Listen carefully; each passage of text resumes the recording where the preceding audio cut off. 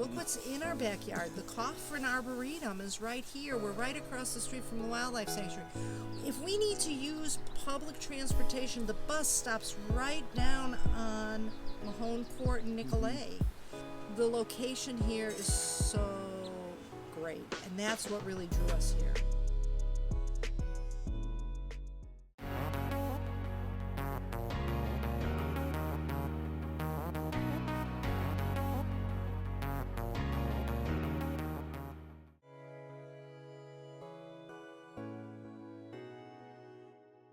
So we're trying to blend in with the Coffin Arboretum. That's one of the biggest things in our neighborhood is that Coffin Arboretum, the trails that are back there. Hello everybody, welcome back to Living in Green Bay. My name is Andrew Geiwitz. Today I'm excited to introduce you to one of my friends, Jeanette, and her neighborhood, Mahon Creek, on the east side of Green Bay. Let's dive in right away. Jeanette, why don't you tell us more about how you ended up in the neighborhood?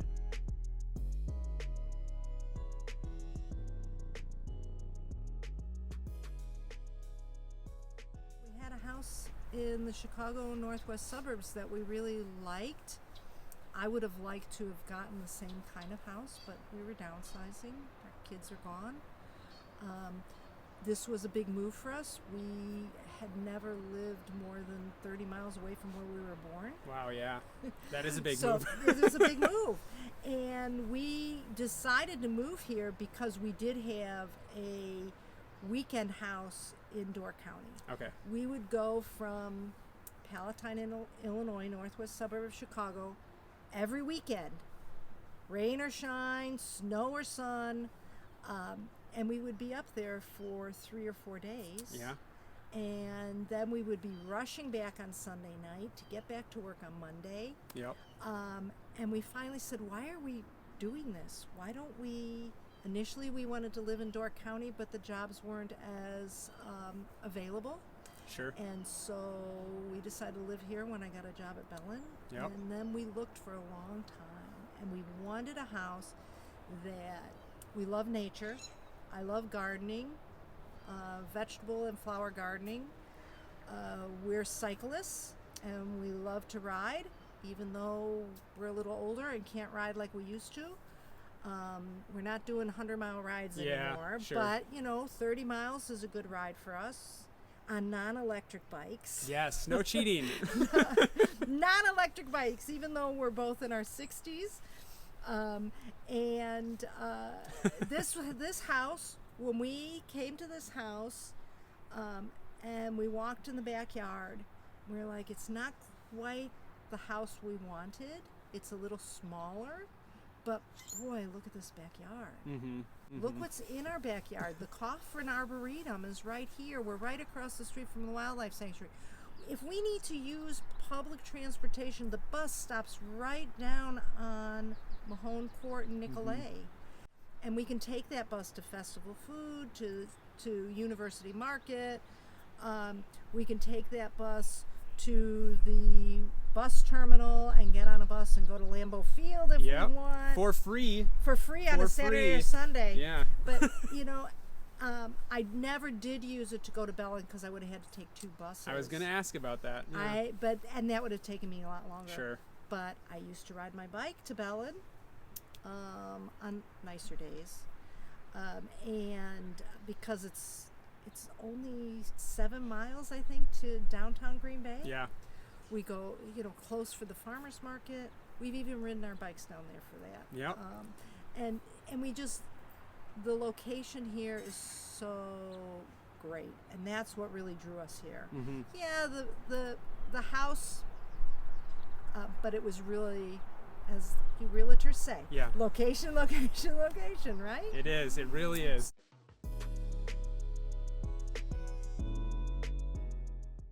The proximity for anybody who likes to do outdoor stuff. It's great. We're so close to 43. Yep.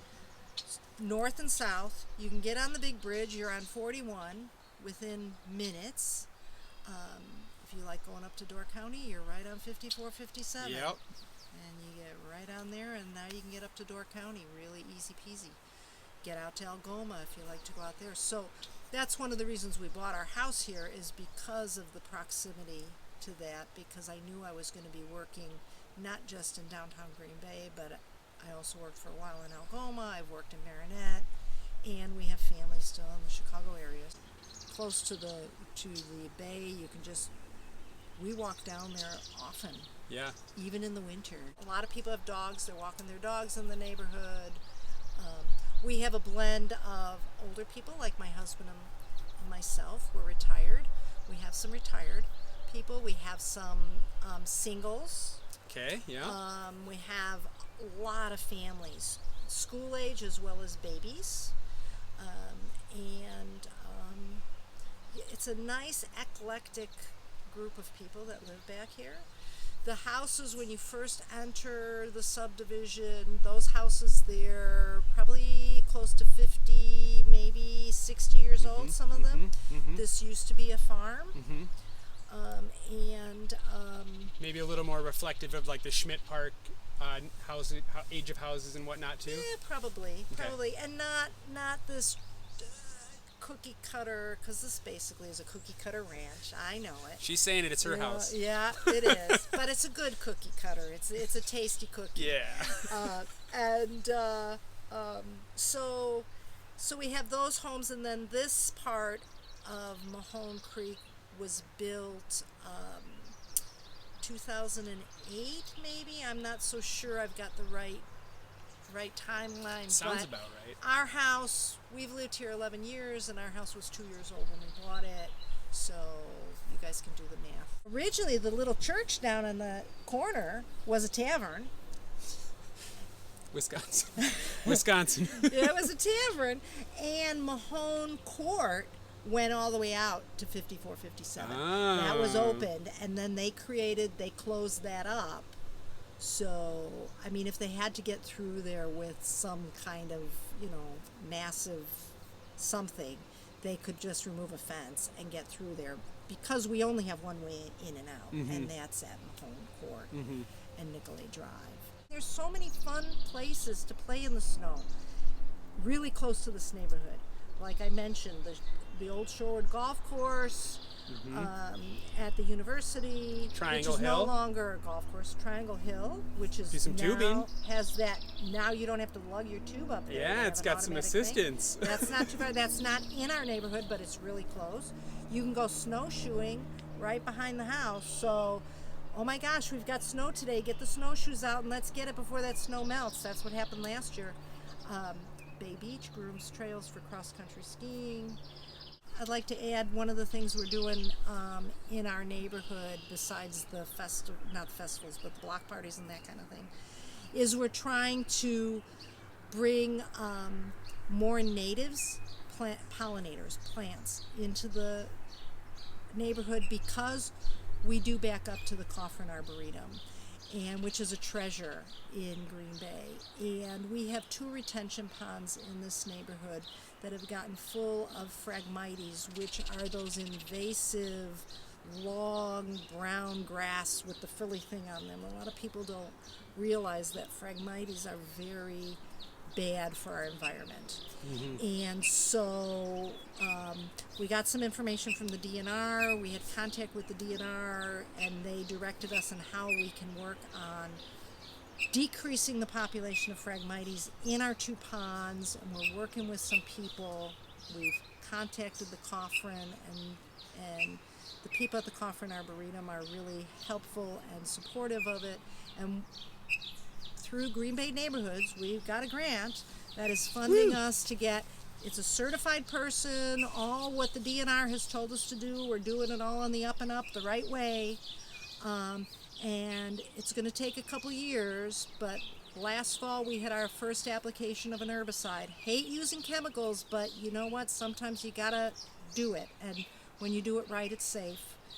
We're going to eradicate those Phragmites, and then we're going to plant some great pollinators in there. I'm a member of Wild Ones, and I'm a master gardener, so I'm using that knowledge as well as tapping into the other people, especially the staff at the Coffin Arboretum. They've been so helpful that we're going to do it right, so it makes it another great place to live.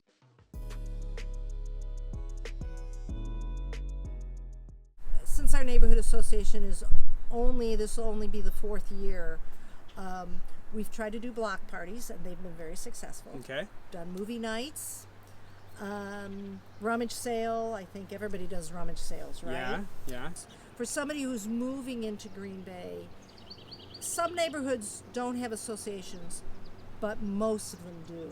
Mm-hmm. And the association is nice because there is a general Green Bay neighborhoods which supports the association by providing us with education on how to plan events, raising money. They have some small grants which Mahon Creek has taken advantage of several times, funding our block parties and our movie nights. They also have equipment that the neighborhood can borrow.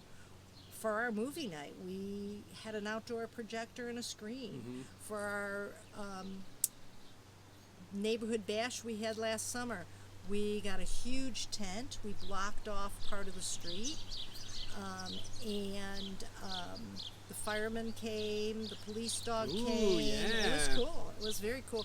A lot of people participated. Because we had written a grant, we were able to buy food, so people didn't have to, they could bring their salad or desserts or whatever to share potluck, but we had made food.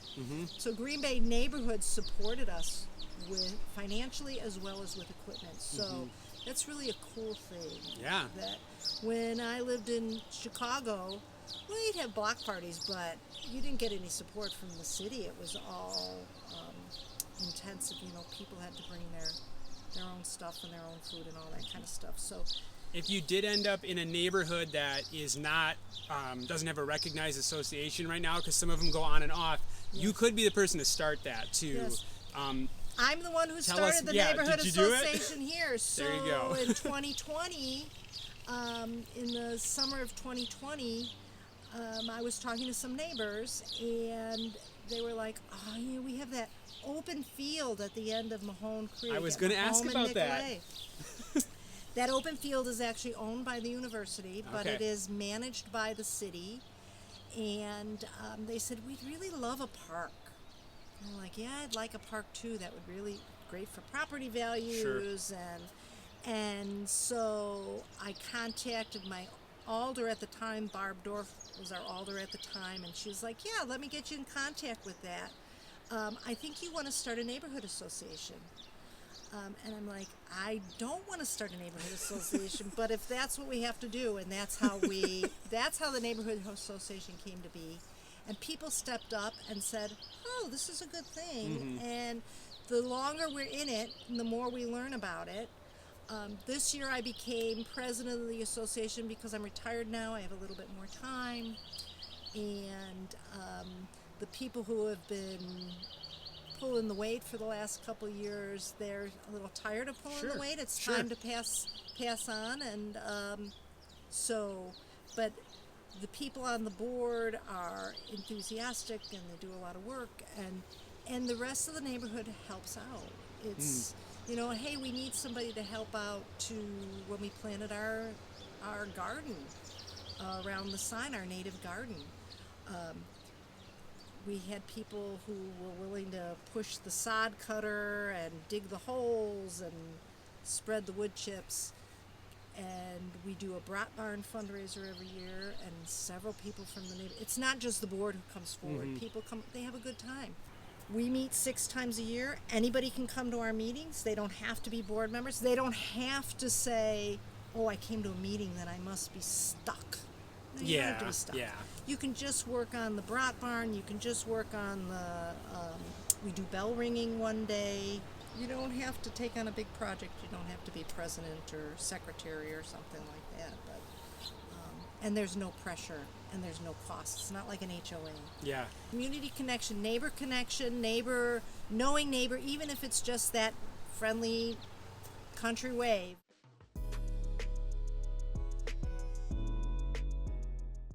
So we've got a dynamic little wedge of a neighborhood sitting here on the east side of Green Bay. Got the unique proximity to the youthful university campus. You've got closeness to reaching Door County, basically all of the eastern side of the state of Wisconsin is really theoretically close because of its reach to the highways. You've got kind of a tight-knit feel because you only have one way in or out. You can walk the neighborhood, not going to have a ton of traffic rolling through there. Lots of good things in Mahone Creek.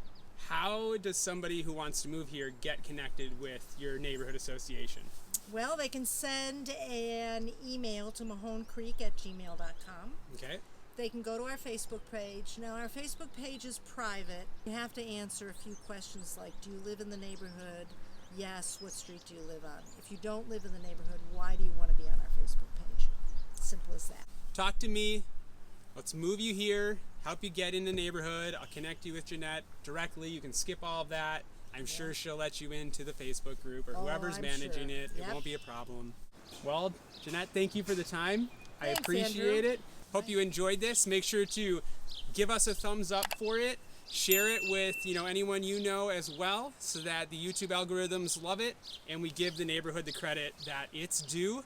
And we'll see you guys on another video with Living in Green Bay soon.